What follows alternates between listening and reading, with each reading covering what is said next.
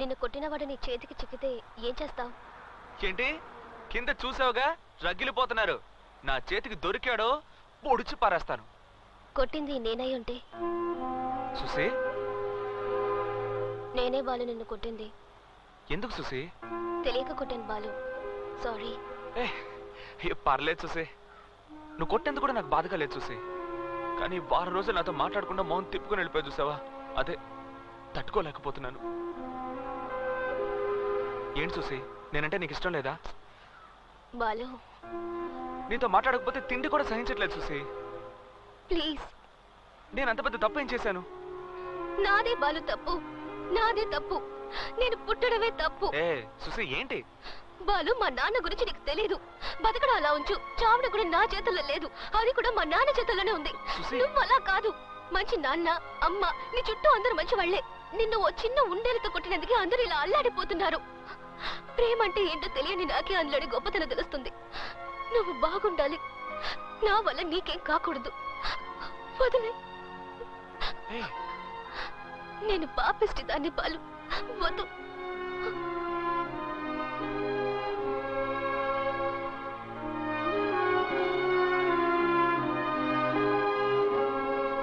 బెంగళూరుకి ticket confirm అయింది కదా?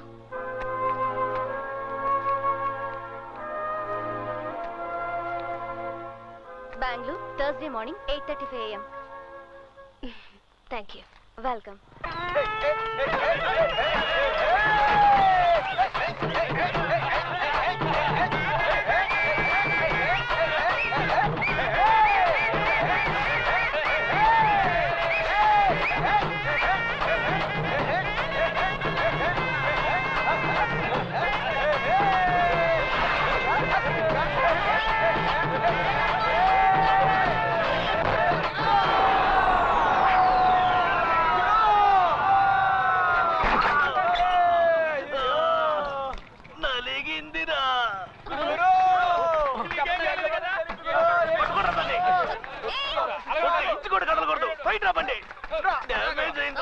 పట్టుకోలేకపోతున్నాను.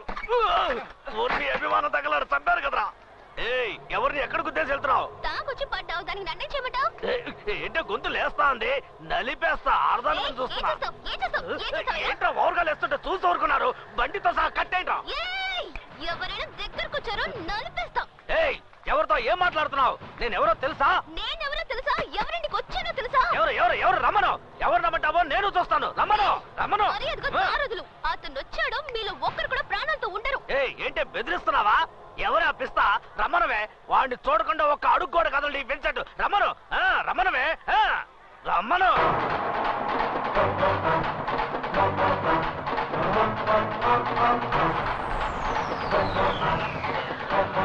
రాబాలు, కరెక్ట్ టైంకి వచ్చావు. నేను రోడ్లో మామూలుగానే వస్తున్నావు.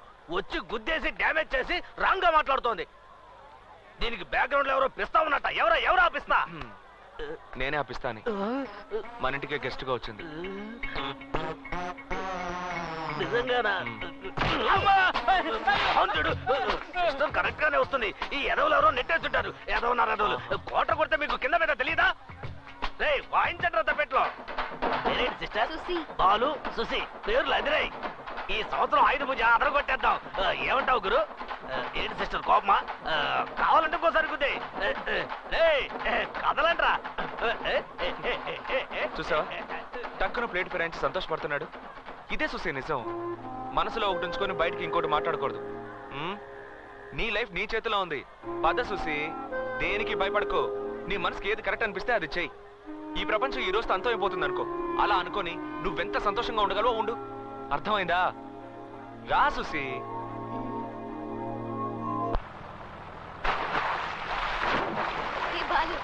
నేను దూకునా? దూకు. సుసి, నీకు ఈతొచ్చు కదా? రాదు.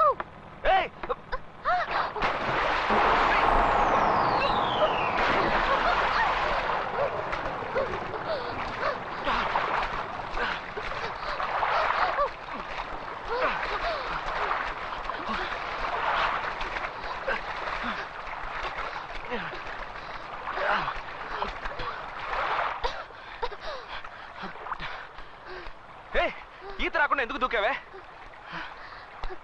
నువ్వున్నావు కదా. ఆ తర్వాతే సమస్య మొదలైంది.